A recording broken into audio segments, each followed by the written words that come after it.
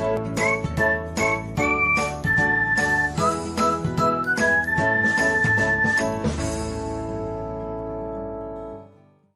everyone, welcome back to another episode of Technologyglance.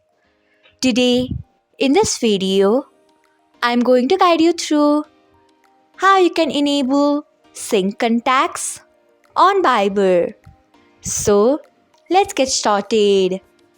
Firstly, open Viber app in your device. Then tap on three dots icon. Next, tap on settings. After that, tap on General. Next, you can see the option of Sync Contacts. Click on it by tapping on it.